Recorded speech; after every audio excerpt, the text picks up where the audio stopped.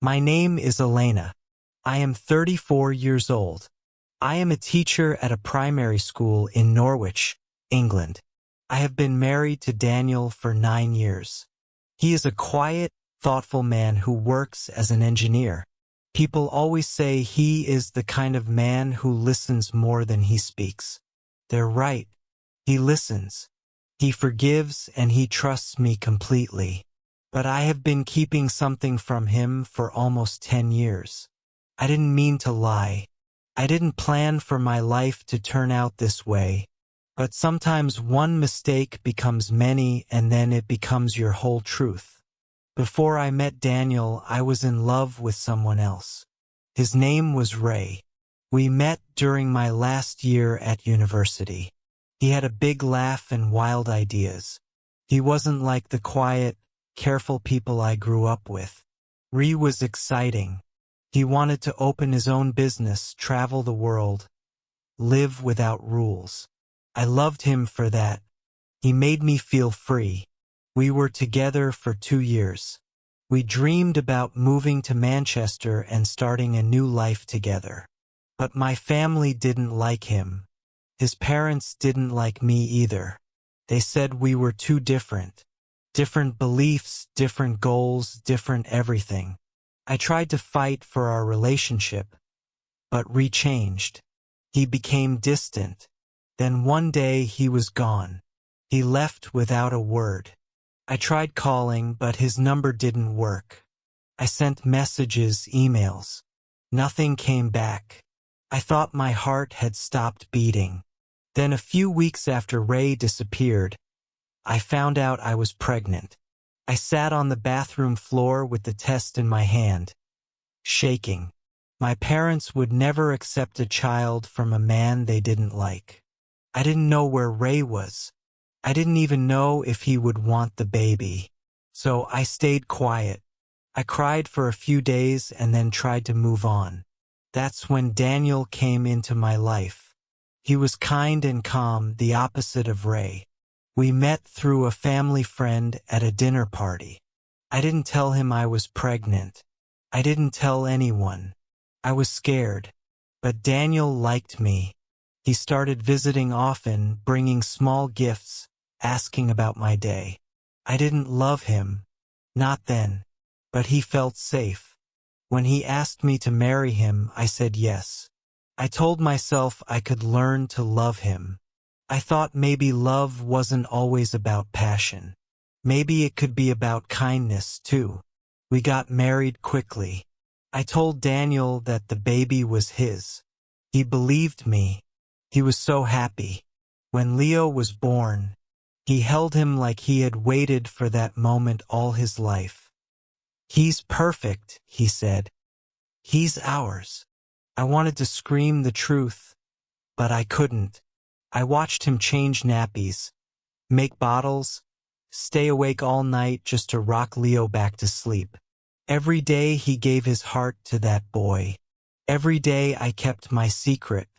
As Leo grew, I saw pieces of Ray in him.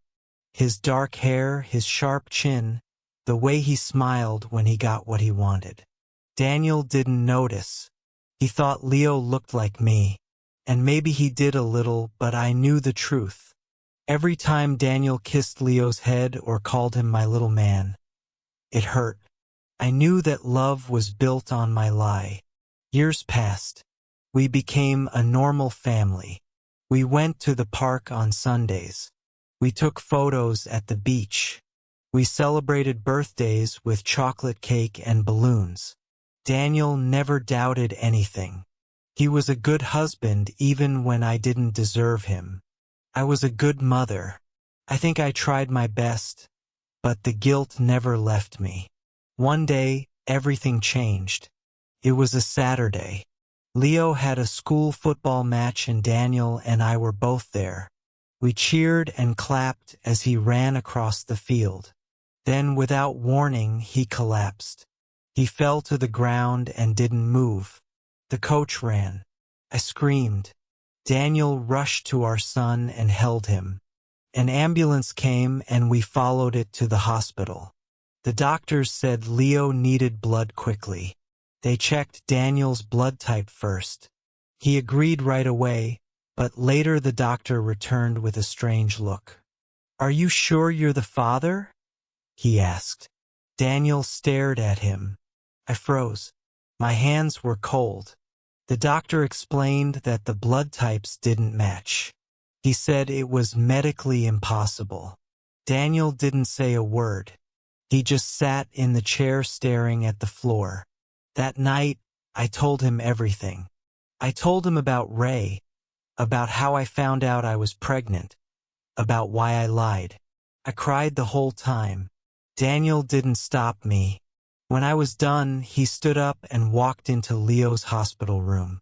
He didn't say anything to me. I stayed in the hall alone. For the next few days, we barely spoke. Daniel stayed busy taking care of Leo, and I stayed in the shadows. I didn't know what to do. I didn't know if he would leave me, but he didn't. He stayed. A few days later, Leo came home. He was still tired, but feeling better. One afternoon, we got a call from school. Leo had hit another boy. Daniel and I were shocked. We had never seen Leo act like that. When Daniel asked him why, Leo said, "That boy told me, 'You're not my real dad.'" My heart stopped. I looked at Daniel, but he was calm. He nodded slowly. Then he hugged Leo and said, "That's not true. I'm your dad in every way that matters." That night, I went outside to clear my head. The sky was dark and the air felt heavy. As I turned to go back inside, a car pulled up. A man stepped out. My legs felt weak. It was Ray. He looked older, more tired, but still the same. He walked toward me. "He's mine, isn't he?" he asked. I couldn't speak, couldn't even breathe. He didn't wait for my answer. "I want to see him," he said. "I want to know my son." He didn't ask. He demanded. And suddenly, the secret I had hidden for so long was not just mine anymore. Ree wanted answers, and worse, he wanted rights. I didn't know what to do, but I knew nothing would ever be the same again. Before I share the rest of my story, I need to know, where are you listening from? Knowing someone hears me, understands me, gives me strength. Ree didn't shout or raise his voice, but there was something sharp in the way he stood, something that made my hands shake. He hadn't been in our lives for a single day, yet he stood there like he had the right to everything. "I've watched from a distance," he said, "and I know that boy is mine." I didn't say yes, but I didn't say no either. My silence was enough. Ray saw the truth in my face, in my fear. "I want a DNA test," he added. "If he's mine, I'll take care of him properly." I could barely stand. Ray had vanished when I needed him most.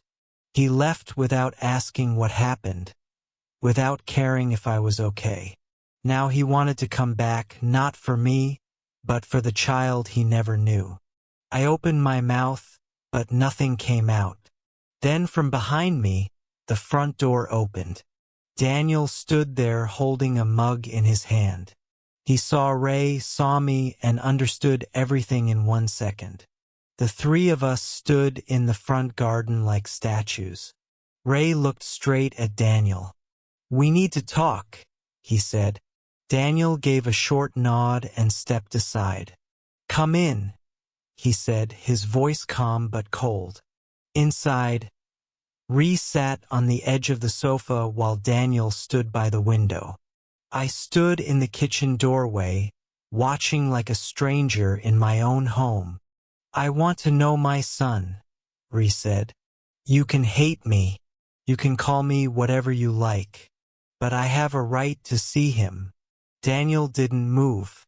His hands were in his pockets. "You have no idea who that boy is," he replied. "You weren't there when he took his first steps. You didn't stay up when he had nightmares. You didn't sing to him or teach him how to tie his shoelaces. Ray's face tightened. That's not my fault. I didn't know. She never told me. I felt a wave of shame crash over me. He was right. I hadn't told him. I had made that choice. You left, I whispered. You disappeared. I was pregnant and you were gone. I didn't even know how to find you. I would have come back, Ray said, looking at me now. If I had known, I wasn't ready back then, but I am now. Daniel gave a soft laugh. Ready now? That's nice. But we've already done the hard part. You don't get to walk in now and act like a hero. Ray stood up. Then let's do this properly. Let's get the test. If he's mine, I want shared custody. I'll take it to court if I have to. My knees felt weak again. Court, lawyers, papers. I had never imagined it would go this far. Daniel looked at me. Is that what you want? He asked. To turn Leo into a legal question? I shook my head quickly. No, I don't want that. Ray said, then give me what I'm asking for. The next few days were a blur. Couldn't eat. Couldn't sleep. I was scared for Leo. Scared that this fight between two men would tear him apart. We decided to speak to a family lawyer. The lawyer told us we couldn't stop Ray from requesting a DNA test. If he proved he was the biological father, he could ask for visitation rights. Or worse, joint custody. Daniel didn't say much. He went quiet again like he was building a wall around his heart. I asked him one night if he still wanted to stay. Do you still love me? I said, my voice barely above a whisper. He looked at me for a long time. I love Leo, he said, and right now that's what matters. Ree got the test. We all went to the clinic together. I sat in a corner with Leo while the nurse swabbed Ray and Daniel's mouths. Leo looked confused, but I told him it was a checkup. I hated lying to him again, but how could I explain something so heavy to a child? A week later, the results came in positive. Ray was the biological father. I had known the answer already, but seeing it in writing still hurt. Daniel read the paper and quietly put it down. Ray asked for visitation. Daniel wanted to object, but the lawyer said we had no strong reason to deny him. Ree got every other Saturday. Felt like the beginning of something we couldn't control. The first time Ree picked Leo up, it was strange. Leo didn't know who Ray was, but he went along with it because I asked him to. When he came back, he seemed fine. We went to a zoo, he said. He bought me ice cream. I smiled and nodded, but I didn't feel right. Something was changing slowly but surely. Then something unexpected happened. After a few visits, Leo asked Daniel, "Are you still my dad?" Daniel froze. I saw his hand tighten around his tea mug. "Of course," he said. "Why do you ask?" Leo looked down. Ree said he's my real dad. He said I came from him. I wanted to scream. I wanted to call Ray and tell him to stop, but I stayed quiet. I watched Daniel bend down and look Leo in the eyes. "Listen to me," he said. "A real dad doesn't only give you life. A real dad stays. A real dad loves you every day. I'm your dad because I've always been here and I always will be." Leo hugged him. I cried in the kitchen. After that, Daniel changed. He became more protective. He didn't want Ray coming into our home anymore. He didn't talk much to me either. I knew the love between us was breaking. Not because he didn't care, but because he didn't know how to forgive what I had done. I suggested we go to therapy. At first, Daniel didn't want to. "What's the point?" he asked. We can't undo what happened. But we can heal, I said. We have to for Leo, for us. He finally agreed. We saw a therapist named Helen. She was kind but firm. She asked us hard questions. She made us talk about things we had buried for years. I told Daniel everything. Every fear, every moment of regret, every reason I stayed silent. He told me how alone he had felt after the truth came out. How he wanted to leave but couldn't walk away from Leo. One day, Helen asked, "Daniel, what do you want most right now?" He didn't answer for a long time. Then he said, "I want to be Leo's dad in every way, not just in my heart.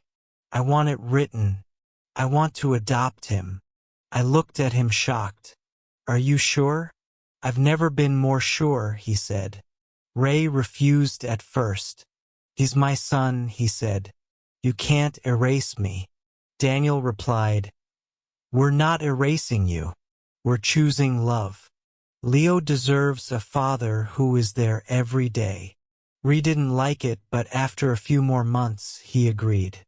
"If that's what Leo wants," he said, "then I won't stand in the way." Leo was 8 when the papers were signed. Daniel became his legal father. At the courthouse, I held both their hands. Leo smiled and said, "Now you're really my dad." Daniel's eyes filled with tears. "I always was," he said. Ree stopped visiting after that. He sent a birthday card one year, but then nothing else. Maybe he understood. Maybe he let go. We continued going to therapy. Some wounds take years to close, but Daniel and I are still here. We are still trying. Some days are hard. Some nights we argue or fall silent. But then we look at Leo, smart, kind, and strong, and we know why we keep going. I once asked Daniel, "Why did you stay?" He said, "Because I made a promise, and because love isn't about blood. It's about showing up every day, even when it hurts." After Daniel adopted Leo, things slowly began to feel more real again.